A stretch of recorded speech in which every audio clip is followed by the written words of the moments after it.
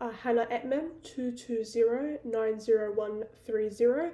I will be talking to the dietitian today. Hi, my name's Hannah. I'm calling from Liverpool Hospital. I'm the speech pathologist here. Am I speaking with Sherry, the dietitian? Hi Sherry, nice to meet you. Today I'm calling in regards to one of our shared patients. Her name is Freya Arnold. Her date of birth is the 3rd of the 2nd, 1945. So Freya was admitted to the hospital because she was unconscious and she was found by her daughter on the kitchen floor. She was refusing to eat, she was dehydrated, and I was called because the nurses were concerned that she was coughing on her medication, she was at her breakfast, and so I'm contacting you to help achieve the safest and most nutritious diet. So Freya has Alzheimer's and hypertension, both which she's taking medication for. She's had a previous chest infection around 6 weeks ago, which is why I am concerned that she might be aspirating on her foods. So I did do an assessment. Freya lives independently at home, and prior to the admission, she has been on a full oral diet. I did both an oromotor test and a swallowing test and a video fluoroscopic study. This is just to visually see what was going on, what she was aspirating on. And I did notice that she had weaknesses in her hyoid and larynx, meaning that there was risks associated with her airway, whether it was completely protected, if when she was swallowing, was it going down, was it going down in her airway. Overall, there was weaknesses in her jaw and decreased tongue movement. She had a delayed swallow across all consistencies, but I did notice that particularly on thinner fluids, after she'd swallow, her voice would change, she'd be coughing, and she'd struggle to maintain a tight lip seal. I did not find these issues on a mildly thickened fluid, which I think is really positive to see. But again, she did struggle with both solid foods and bite-sized foods. On the minced and moist, we gave her a rice pudding, and I saw that there was a bit of pharyngeal residue, but she was completely able to clear that with a fluid flush and a secondary swallow. Everything was cleared, no issues.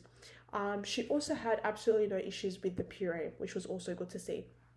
So Freya has a moderate oropharyngeal dysphagia, characterized by reduced oral control and bolus formation, delayed swallow initiation, reduced pharyngeal efficiency, and a compromised airway protection.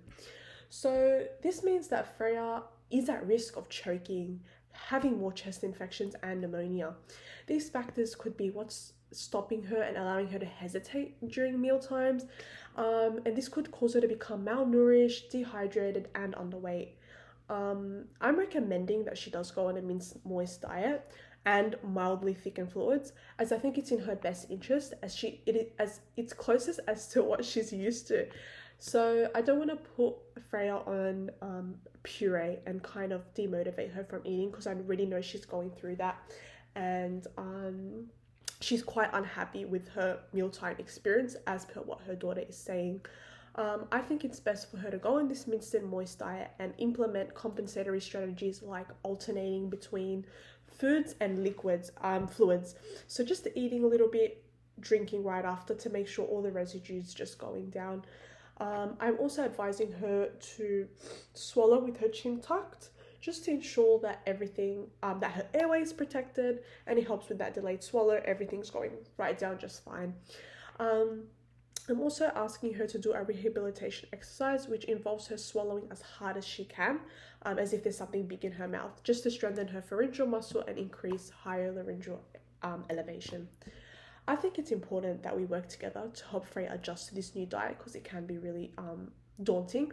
I want to work with you to create both a nutritious and a meal plan that she can refer to, especially because she does have Alzheimer's. I want it to be something she can visually see and refer to. That includes all the strategies that help her swallow, as well as how to make her meals enjoyable. I think it's important to help keep Freya as independent as possible and help her keep up with what she's doing at home. That's why we should give her all the tools she needs so that she can, thrive and succeed with this new mealtime plan. I also think that we should help her socially. in regards to what she should be eating when she's outside of the house. As her daughter did mention that she is reverting back to her speaking in German as opposed to English, which could be an indication that she's not socializing anymore with others. So this is everything that I have to discuss with you. I thank you for listening and taking your time with me.